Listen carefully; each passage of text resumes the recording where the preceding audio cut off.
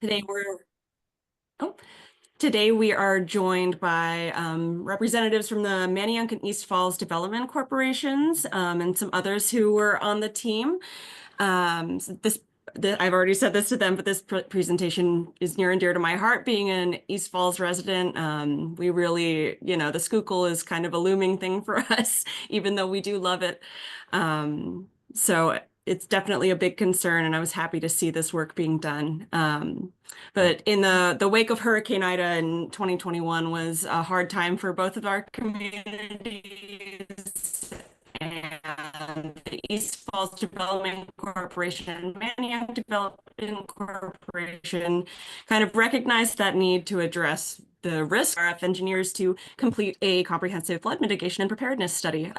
So I will pop a link to that in the chat, but we are joined by Gwen McCauley, who is the Executive Director of the Manayunk Development Corporation and the Manayunk Special Services District, and Michelle Feldman, who is the Executive Director of the East Falls Development Corporation, among your many other big resume points. You're both very, very accomplished. And if there's anybody else that are with us today that would like to introduce themselves, please be my guest. You can just pipe up.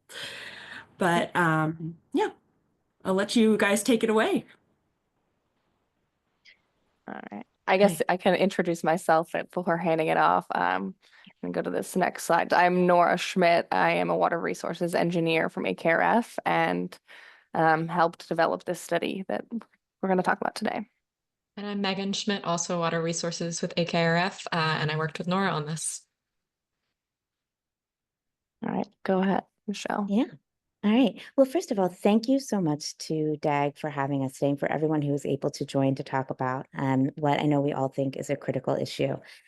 So Gwen and I were just going to start off by talking a little bit about the background and purpose of the study before we hand it off to our friends at AKRF to get a little bit more into the meat and potatoes of our findings and recommendations. And we'll close off with just where we are as we finish the study in terms of implementation and ideas and what's next. And then we'll open it up to questions at the end. Does that sound good to everybody? So as everyone knows, September of 2021, August of 2021, Hurricane Ida hit, and it was a once-in-a-century storm that deeply impacted both East Falls and Manayunk. And so Gwen and I, shortly thereafter, sort of after the dust settled and things had sort of recovered to the point of some sense of normalcy, and we got together, we had coffee, and we said, okay, what are we doing about this? Because this is just going to become more frequent and the storms are just going to become more damaging. And we knew from the very beginning of that conversation that the first step was working together as two neighborhoods who were particularly impacted by this issue to do a comprehensive study to see where we were, what our respective communities and stakeholders were feeling on the ground and thought on the ground, and then what we could do next, both with the city and state partners. And so Gwen and I sat, we had coffee for about more than an hour, right, Gwen? And really started to talk about what we could do together. Again, knowing that this was, just going to become more and more of an issue. So we were very fortunate to receive some grant funding from the Pennsylvania Department of Community and Economic Development and the Keystone Communities program in order to kick off this study that AKRF Engineers helped us to do over the course of, I would say, probably late 2023 into 2024, right? And so we'll talk a little bit more about how the study was designed in terms of both public participation, stakeholder feedback, and best practice research.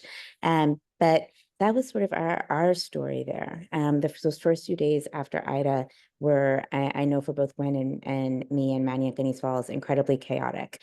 And so we didn't want to experience that again, knowing what we could do to sort of be both proactive and build in recovery and resilience strategies. So I'm going to turn it over to Gwen to see if she wants to add anything and if I was missing anything there. Hi, everyone. Again, I want to just copy Michelle's sentiments. Thank you for your interest. in both of our areas, and an important topic.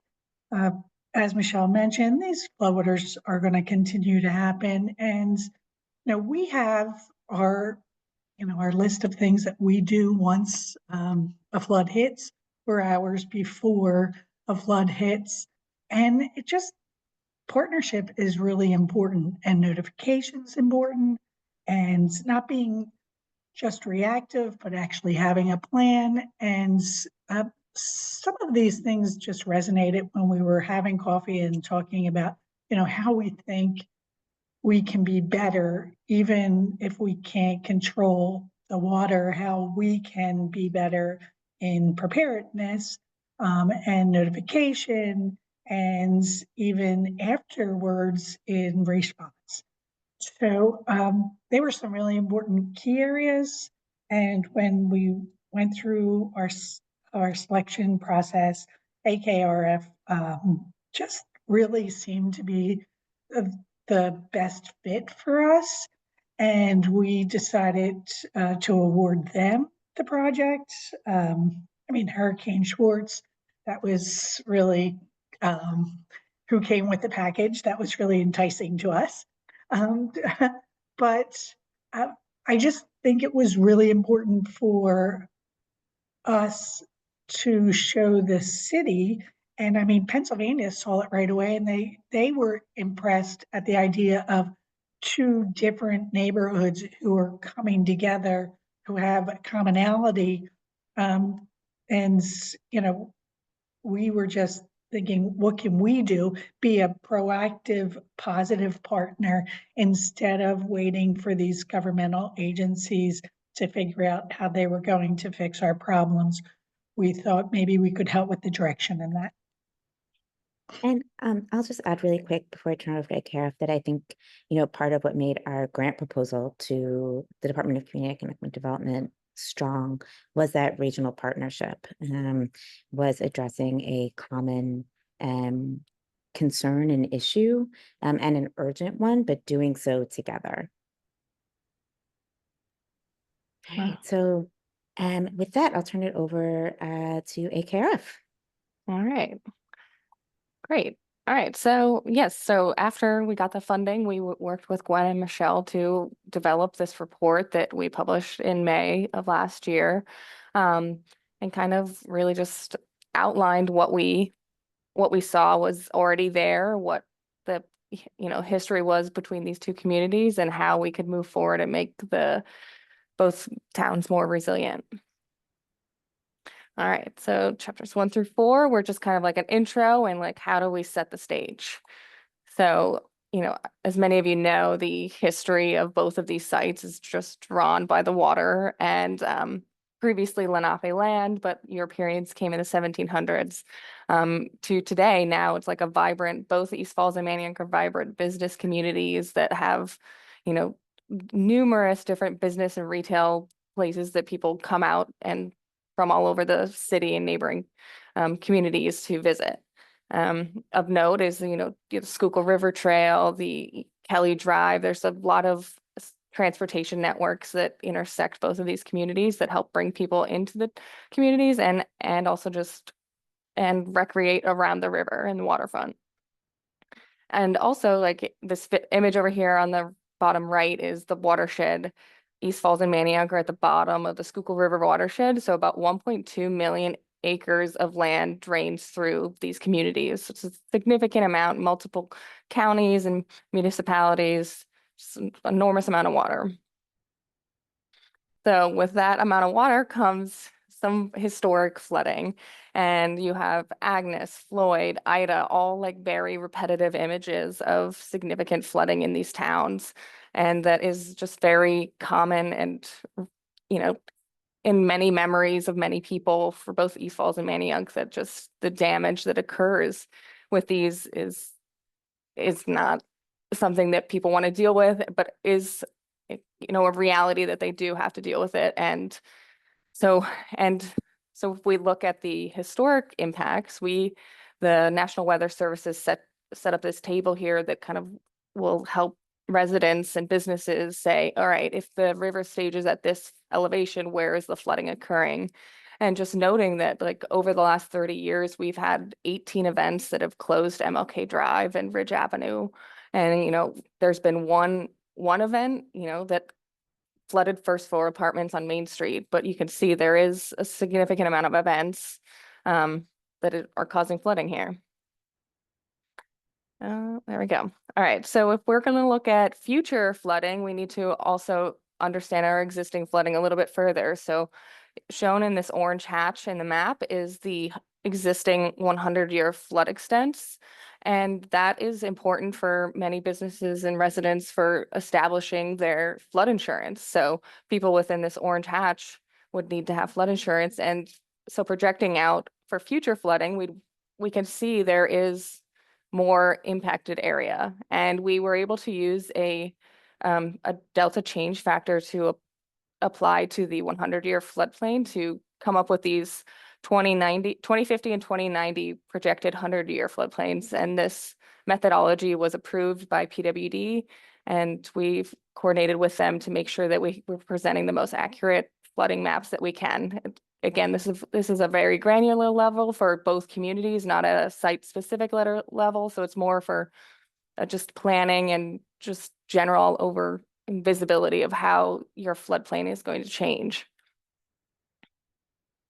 So kind of looking again at like future, how maybe these future storms that are getting more intense, frequent, and durations are changing, how that might impact the commercial businesses in this area. Looking at a 10-year event, which is more frequent than a 100-year event, we're having 31 current industrial or commercial properties that are impacted by by this floodplain. But if you project it out to 2090, it's 64. So we're doubling the amount of impacts by 2090 with future floodplains. And then if we were going to look at like just different types of land use, you can see it's a little bit harder to tell here, but the biggest change here is the number of commercial properties that are impacted by future projected floodplains, but also residential and transportation networks that are also changing in impacts. So after we understood the existing and future floodplain, we sat down and had a series of different focus groups, individual interviews, and community meetings where we were able to show, shown in the image here, we presented the maps with the different flooding elevations and different transportation networks, any sort of community assets, and asked the community, like, what is your concern? What has happened during Hurricane Ida? Where did it flood? What were the community assets that were impacted that you could you get to your pharmacy? Could you get to your grocery store? And we also ask, like, what else could you see happening? Like, what are you worried about? What is the next phase of what are the potential ideas for how to solve flooding in your mind? Just kind of like throwing anything at the wall, just trying to get like what the community thought could be a solution, what their problems were. So, next slide. There we go. So yeah, again, so we heard a lot about Hurricane Ida, what happened to specific businesses and residents, and just kind of specifically, we were looking at unmet need because there was a significant amount of need in both of these business districts that was not met with the recovery resources that were provided. So trying to understand how we could help businesses currently and in the future. And then we also we really learned that there might be a lack of communication protocols and procedures that kind of left a lot of people frustrated, and kind of indicated that might be a very good topic to tackle. So I'm gonna keep pressing the wrong button. All right. So that kind of like led us to identifying 3 different phases where we could focus our work. And those would be preparing for a storm, responding and recovering to a storm, and then mitigating after a storm. So for flood preparedness, we were identified there was possibly supply chain issues, like we're getting cleanup supplies, whether that be gloves or trash bags or anything like that. Identifying neighborhood-specific communication. So how are you going to communicate with the businesses next to you to get your power turned back on? How are you going to communicate, like, who's picking up your trash? And then identifying evacuation plan, trying to just they don't currently have a very specific evacuation plan. So identifying where are people going, how are they getting there, what are the procedures? And then pre-storm maintenance, there was some discussion of inlets being clogged and things that could be maintained ahead of time to make flooding less. And then we had flood response and recovery. So during that flood event, how can we clean up faster to open businesses and roadways again? How can we just work together as communities to, really support each other? And what kind of funding is available? Like, can we set up contractors to be on call to help communities and the businesses clean up?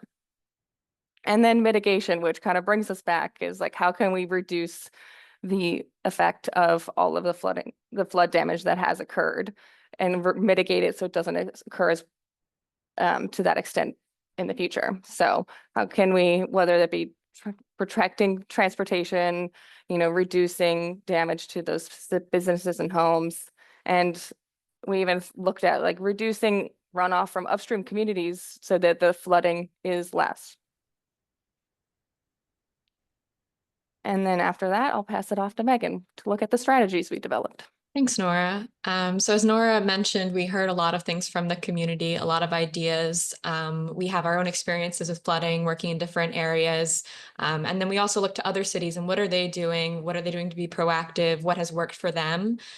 So using all of those ideas, we kept everything on the table, and in the report, we discuss every idea that we heard and discuss how it could apply to these neighborhoods, what might be the benefits and drawbacks. There were a lot of ideas, so we had to categorize and organize them in the best way that we could.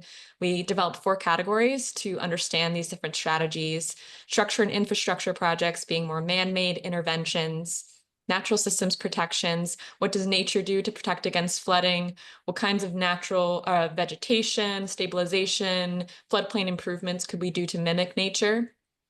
Education and awareness. It's really important to communicate. It's really important the information is getting out there at the right time and to the right people.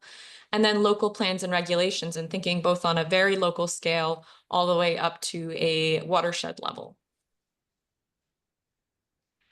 So I mentioned all the other cities we looked at. There are some great examples in New York and New Jersey in particular have had a lot of experience with flooding, both coastal and inland.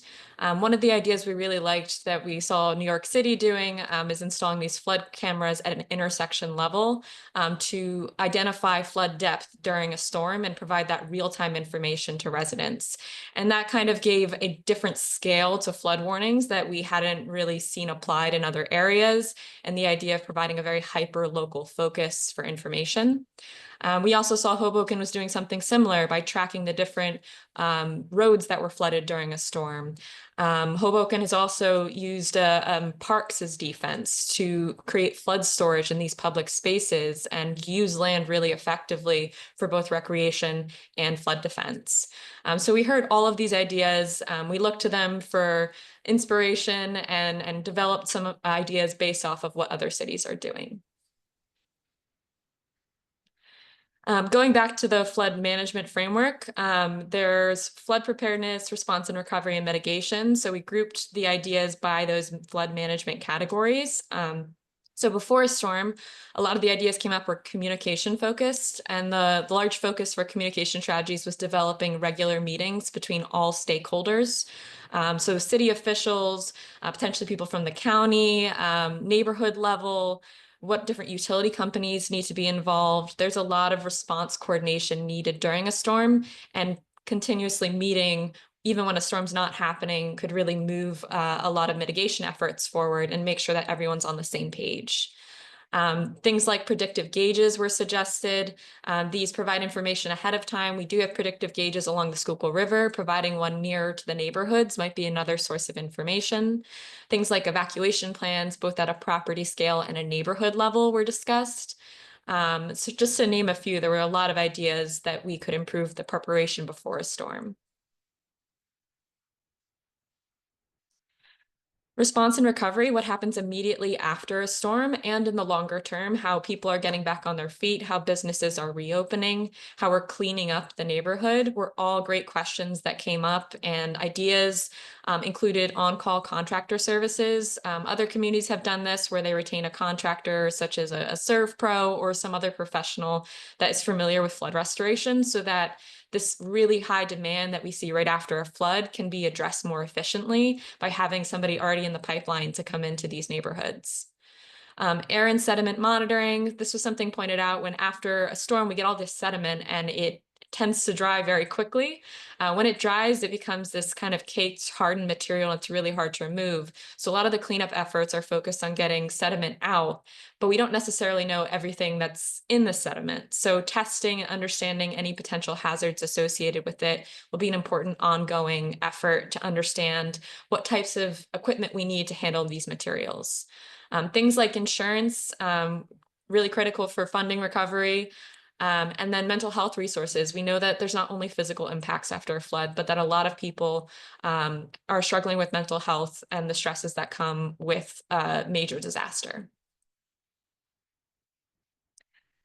And the last category is mitigation. You can see a lot of the ideas focused on how do we reduce impacts. A lot of these are physical interventions, anything from a property scale all the way up to a watershed scale was discussed. Every idea was kept on the table. So you can see there's some that are really big thinking, and there are some that are more administratively focused. And how can we change our zoning to better prepare the floodplain? How could we look at different flood-resistant construction materials that are used within the floodplain? What types of storm sewer improvements? Is there anything we can do at a watershed scale to reduce the amount of runoff that's coming into these communities? Thinking at a very broad range of ideas here, just to see what would stick and what the community was interested in. All right. And I'll hand it back to Nora. Yeah.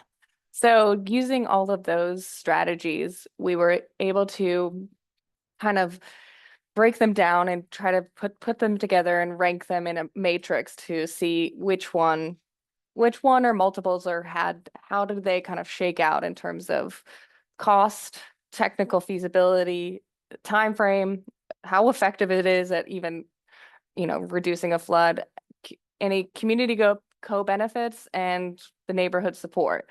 So each of these was split into 3 different categories, whether it be, so from red, meaning it might take a lot of time and effort. It's going to reduce the impacts significantly. It has, I think I'm getting it wrong. So it's going to take multiple grants. So it's going to be a lot of grant work for cost, but like little to no expense, versus effectiveness it's going to affect it on a property scale, but only on a property scale for the red version, and the blue it's going to have larger impacts. So we couldn't rank anything on like, this is the best to worst. We were trying to rank it on how much impact it's going to have over a variety of different items. The one thing we did at the end we did our last community meeting, and we were able to present all of these different items to the community and say, do you support this? Are you neutral and sure about it? Or do you support it? Or do you strongly support? And so we were able to rank them based on having a low ranking score. So like, not, I don't support it would be the orange, to a blue being like, I really would like to support this idea. And then we got this matrix that kind of, it'll show you that the neighborhood support was really high for all of the flood preparedness. But like the community co-benefits might be a little bit lower for these items there, because it's going to be benefiting those 2 communities specifically.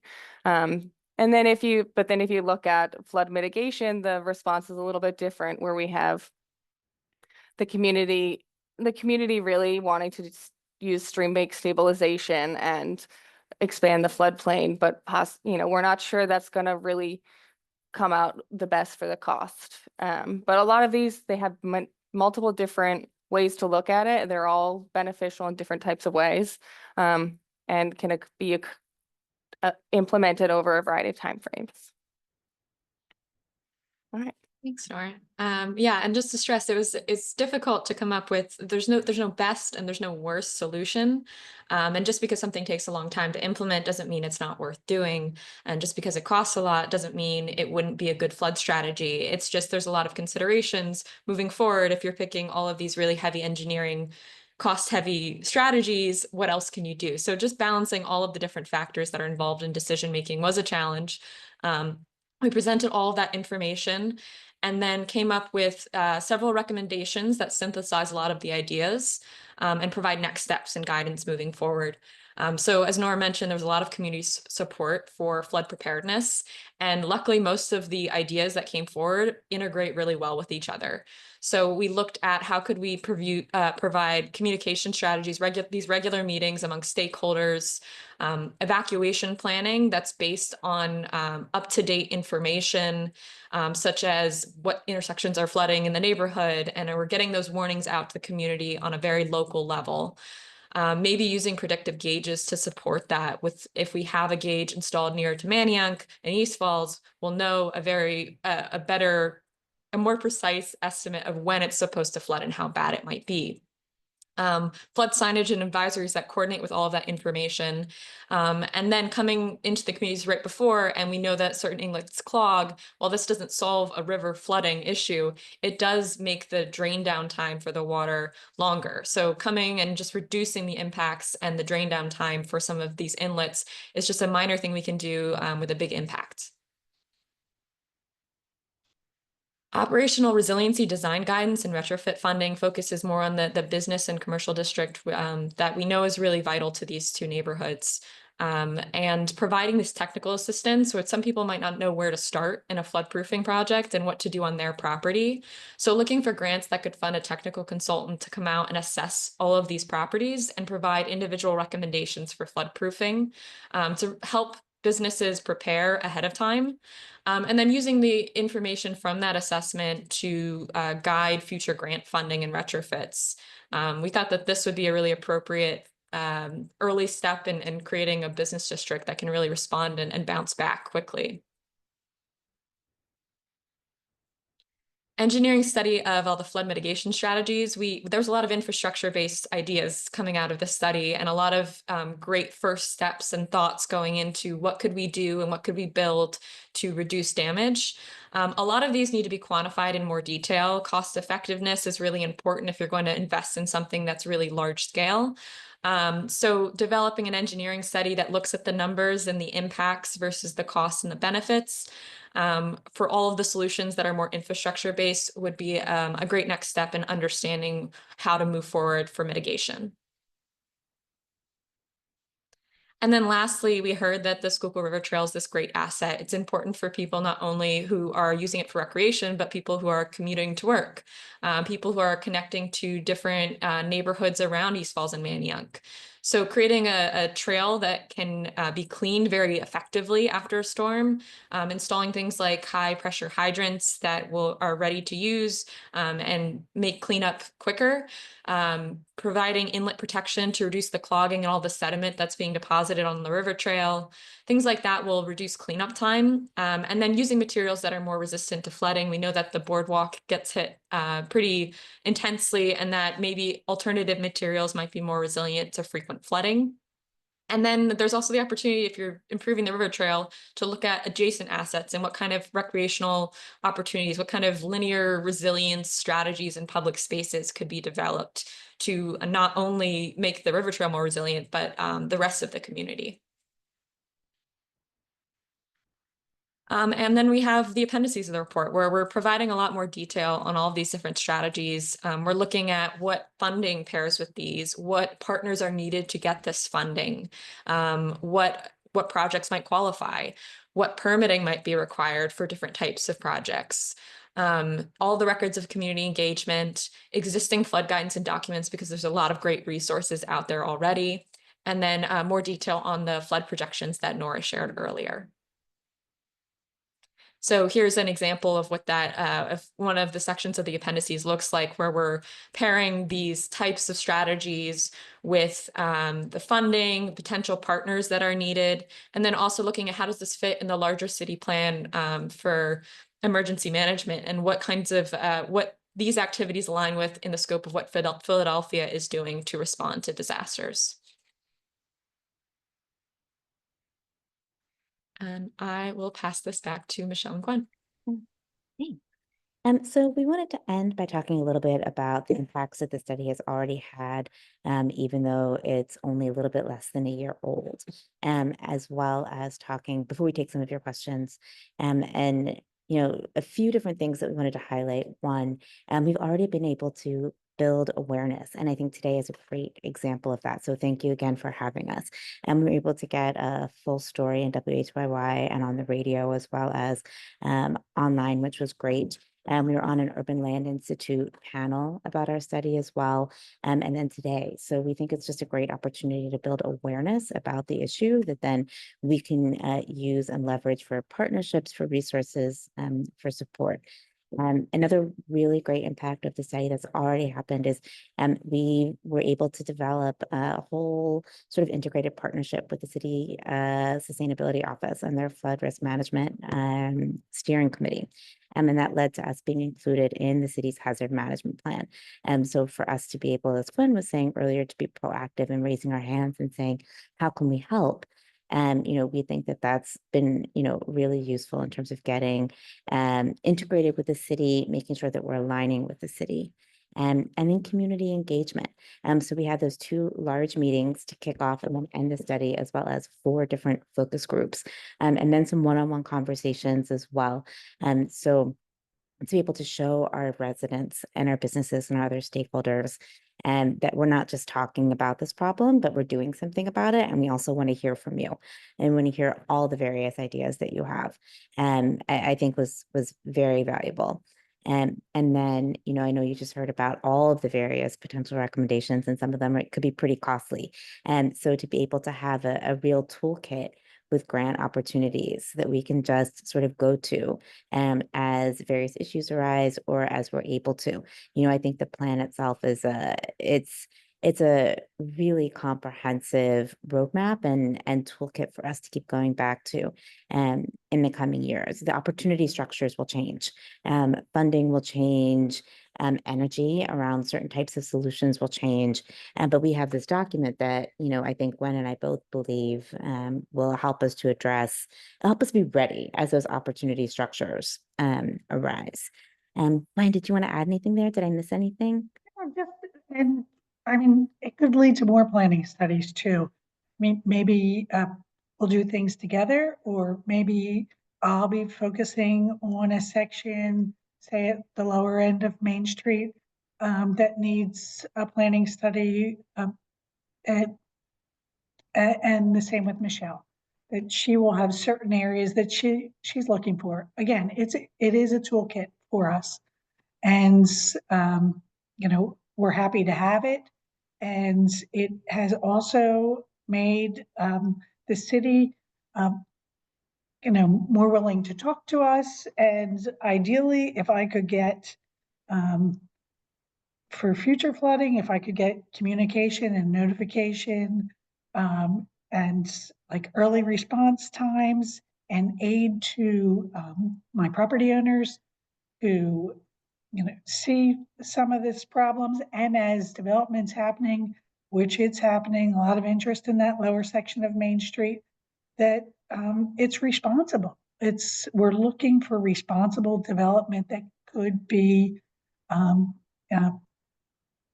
not saying it can't be developed down there. I'm just saying if we use some good tools that came from this study, there could be some real flood mitigation that we could use to help, lessen the impact when some of these storms come.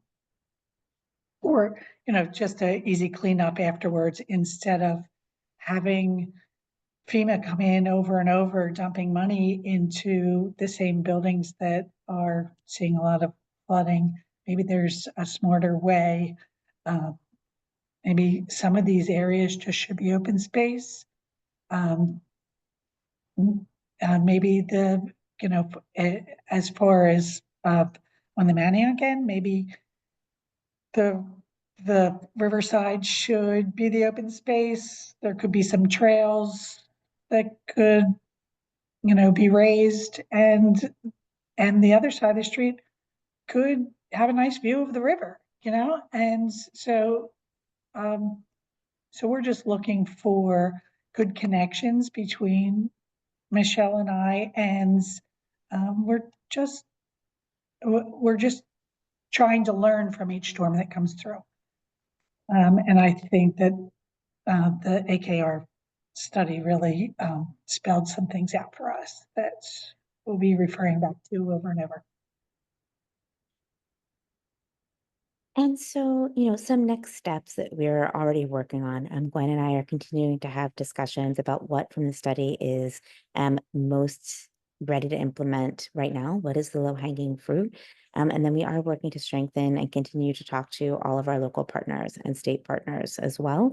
And identifying funding. I know for both of us, we're working on that and working on it together. And then looking, like I said before, for those opportunity structures and what may come available, what may make the most sense based on sort of shifting priorities, shifting opportunities. And I'll just say one last thing, which is that we also got a chance not just to partner with the Office of Sustainability, but with the Commerce Department too, and strengthen our relationship with them as well, because they're in the process of figuring out how to spend some of their CDBG disaster relief funding. So it was actually a really important time for us. It was really timely to be able to do this study at the same time that they also wanted to talk to our business owners about the impacts that Ida had. So that way they were making sure that they released those funds in a way that was targeted and responsible. So it's just another sort of touch point for us with the city and also with our businesses. It just had really brought to my attention the importance of districts like ours. Michelle brought up the CDBG funding, which came to this city from the federal government. And when we went through the budget and we looked at it, we saw a lot of, at least running through Manayunk, along the Schuylkill Trail, city-owned property that wasn't going to be addressed in the budget of the CDBG.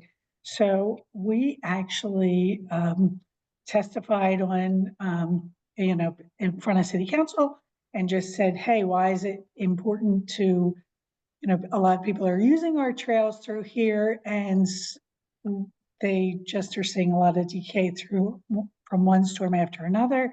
And there has to be CDBG funding directed at that. So similar to the Commerce Department, who has funding for the commercial businesses, we were able to get $2.87 million allocated towards the towpath. And the boardwalk that saw such severe damage. If you're looking at the picture right here on the screen, the towpath runs to the left side of that, and it's the original boardwalk in the city of Philadelphia, and it was installed in the 1970s. And now they're looking to put something there that is would be better with flood mitigation, something that you could hose off, lighting that might be have wiring that's raised, and different elements that would make us more ready for the next time floodwaters came in.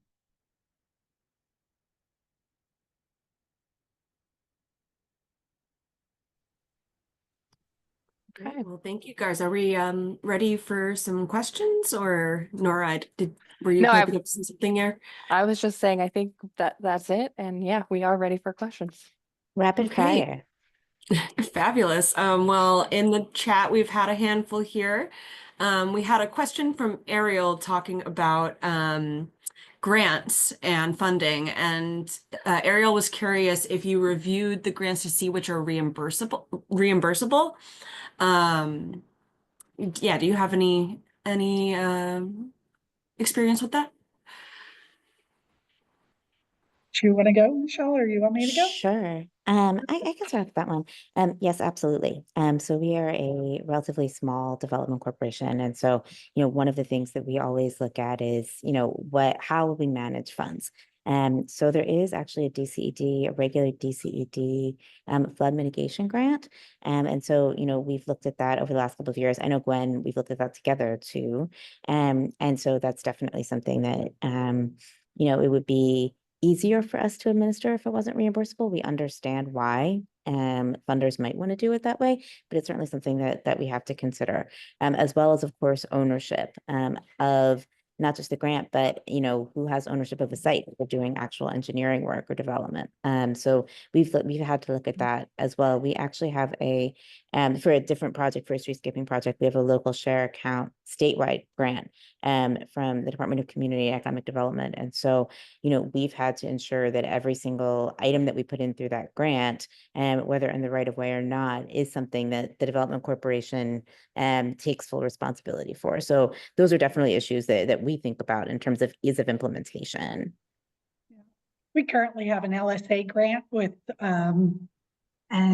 which is a Pennsylvania Local Share Grant. We have a railroad tie retaining wall that is in really bad condition. It's city property. We're putting, we received 247,000 from the LSA. We got quotes. The lowest one was 318,000 to do it. So we're actually looking for more grant funding because I'll have until 2027 to get the LSA completed. Because again, we are small CDCs and putting the $70,000 out, so we try, we're trying to broker the monies the best that we can, but at the same time, we have ports that we, need to be responsive to. Great. Well, Patty Elkus, one of our steering committee members, had a couple of questions. So first, she was curious what the impact would of the PWD Flat Rock Dam Betterment Project might have, or how it's connected to, Manayunk East Falls area and the flood problems. Well, that's a Manayunk question. And so the canal is scheduled to have its ribbon cutting in June, and we're so excited to see this 30-year project coming to fruition. And we're expected to see some water flow from this that will make the stagnant water of the canal maybe hopefully gone, right? And I think that right now, as they're testing it, they're having the water levels come down at different rates, and it has me wondering, when we have flooding, will they be able to monitor the rates, and how much flow that they can let go through there. And I actually have a meeting with PWD in the coming weeks, and it is one of my top questions. So I guess stay tuned, but I can tell you that they do have the ability to monitor the rate of the water that's coming down here. So I'm assuming that that will be a tool during flooding times. And also, let's talk for a moment about the 30 acres of undeveloped land up there. Both Patty and George had questions, or George might have had a statement about it first. That property up there is owned by AP Construction. It's where the old paper mill site was, and it is AP Construction, coincidentally, were the vendors of the $18 million. They were the winning bid for that $18 million PWD project. And I think they purchased the land and they stored their equipment on there during the course of the project, which was probably advantageous to them to not have to rent site. But in addition to that, someone had said recently, I had seen somewhere that it was $23 million that they purchased that site for. They also have been dumping fill in there, sometimes as many as 50 to 70 trucks a day of clean fill is going in there. I'm not sure if they have a plan. We've talked to the councilman about it. We're concerned. I think if you're familiar with the area, you know, the locks, the townhomes that are down right below that, closer to Green Lane Bridge. Their construction, they brought in fill and brought it above flood stage so that they could build the townhouses on there. And they're basically like an island during storms. And they were relatively had low impact during Ida there. And I'm wondering if they're thinking about doing the same thing at the paper mill site. I also know that part of the business of AP construction is to dump fill, and they don't have to go as far now if they're just dumping it here. And I wonder, some people think that there might be already a plan for them. I know that they're going to have there's no egress there. And I don't know, short of getting an entrance off of Schuylkill Expressway, how they're going to be able to do that. I also know that there's PWD water pipes that run through there, and there's easements. I think our best call right now is to continue to talk to the councilman about it and to continue to tell him that we're concerned, because water in a storm, as you guys know, it has to go somewhere. So if it's not going up there, is it going to be diverted right into historic Main Street? I certainly hope not. So we're all watching. I would say, you know, Manayunk Development Corp's watching, Manayunk Special Services District's watching, and all of the local RCOs. And just trying to, there was an article in the Inquirer that you guys are probably referring to. And I just think, you know, I'd be interested in AP coming in and telling us what their plans are. I'm wondering if they're just raising the level and going to try to flip the property. I just don't know. Okay. Did we have any other final questions? You can feel free to pipe up or raise your hand or post in the chat. In the meantime, I was also curious kind of on the differences that you maybe saw between East Falls and Manayunk, and if the priorities were, if you found that they were the same. Of course, Manayunk has a lot more commercial, closer to the river, I think. You know, we have a few in East Falls, but yeah, I was just kind of curious about if there were any glaring differences that you think kind of guided how you came to any conclusions at the end. Yeah, so I'll just say first, I mean, we're geographically much smaller in terms of our footprint, which makes it a little, and which just makes for sort of a different landscape when you're thinking about various parcels and damage from the water. And I mean, that said, we have two larger mixed-use developments that are Cali facing.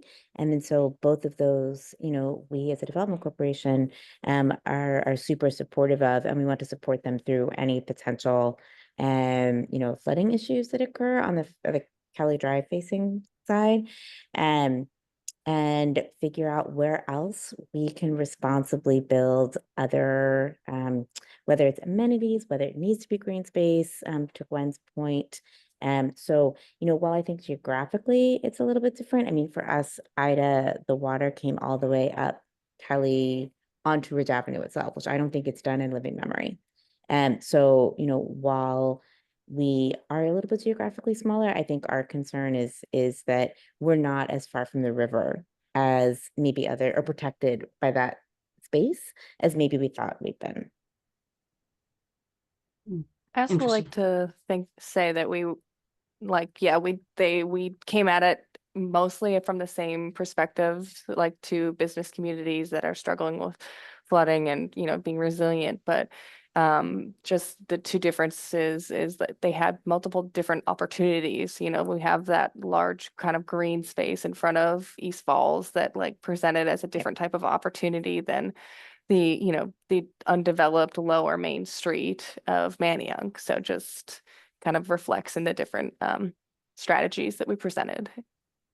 And just because I have a larger business district, I mean, that day that the water came in, yes, some other areas were impacted that are not normally impacted.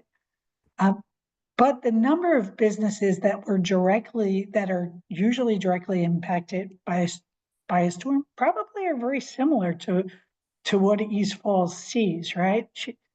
Earlier they were saying the post office and in Riva or whatever. I mean, I have the Manayunk Brew Pub, I have the same section, but many others are sitting. It was a sunny day when the water levels came up so high.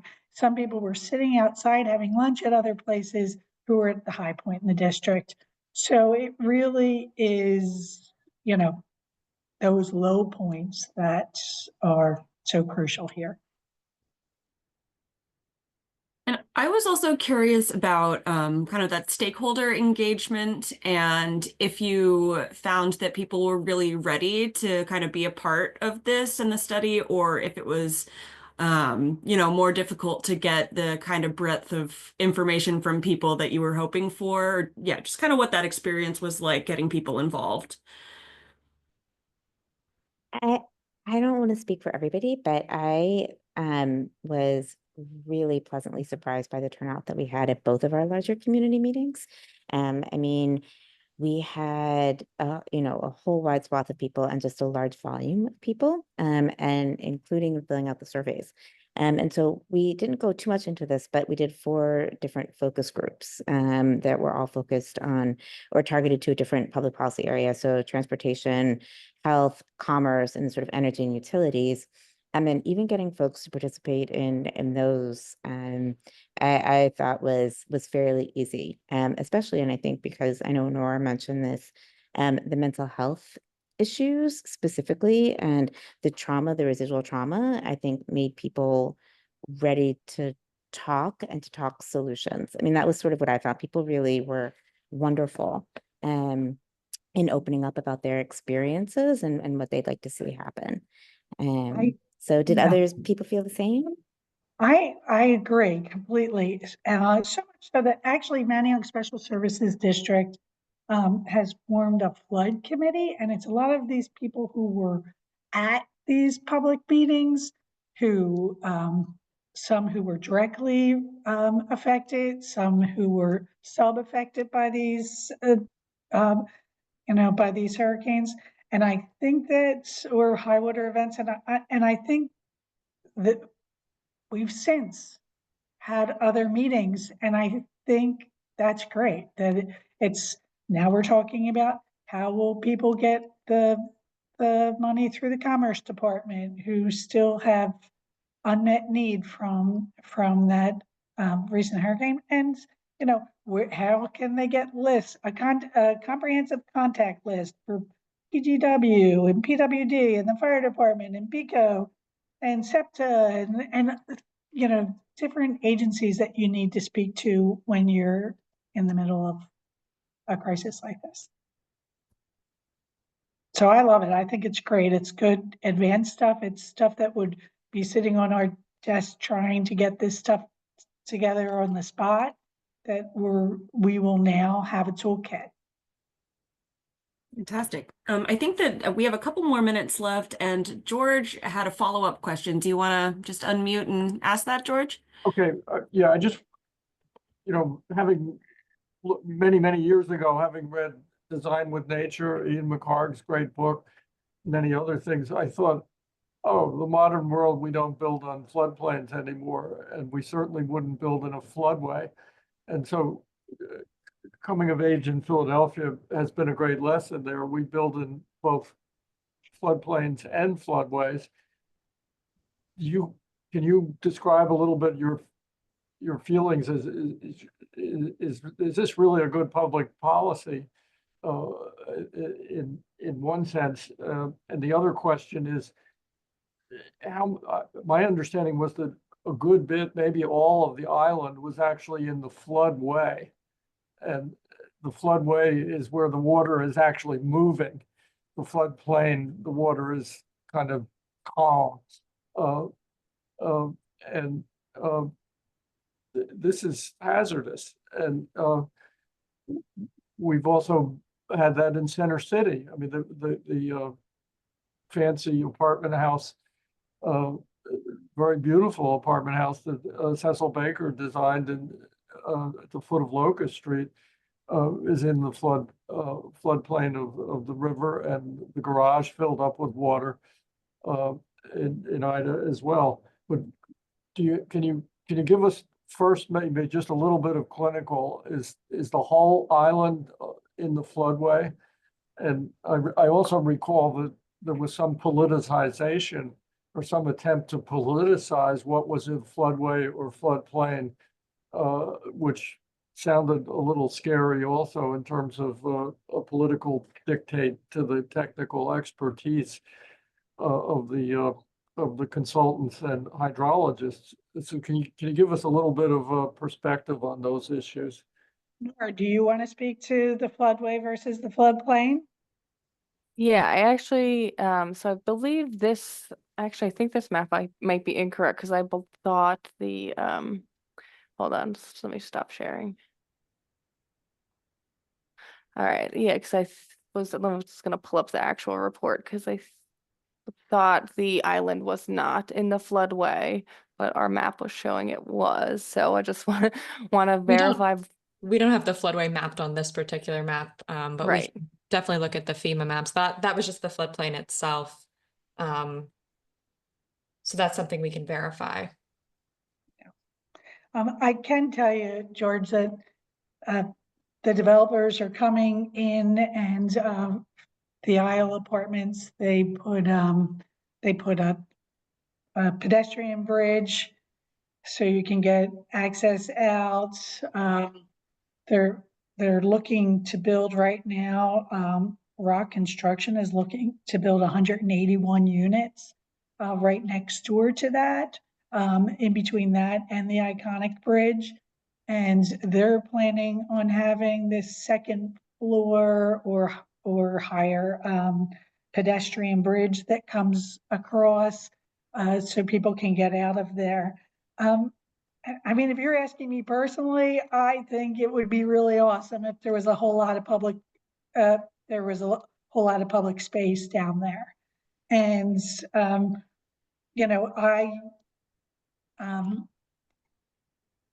I've been even thinking at that lower section of Main Street, where are we supporting, are we not supporting development down there? And I think Riverside development's a little difficult. I don't know how you get people out of there. I don't know how you're putting that many massive people in there, and I guess they're stuck there until the storm's over. I mean, that there's a project right now at the corner of Schurz and Main Street, and it's 7 stories. They're going to put a ton of people in there, but the rear of it is right above the floodplain, and they could have an evacuation. I guess if there's an evacuation, okay, but I don't know. I just, I think more people would be interested in being down here if there was more public space, as opposed to a lot of apartment buildings. That is something we heard during the community engagement, that there were strong opinions on both, for making both arguments for whether more development should go down there in the vacant places, or if there should be more of a public space component. So it's an ongoing tension that we see in a lot of communities, and not an easy answer. Now, All right. Well, we're a little over time here, so thank you for staying on and answering those questions. Really appreciate you guys showing up and sharing your findings today. And yeah, I can't wait to see, what happens at the lower side of the island, but we'll see, I guess. All right. Thank Well, you for thank you, having us. everybody. Yeah. thank you for having us. Thank you very much. We really appreciate everyone's time. Yeah, really, and interest. Thank you. Bye.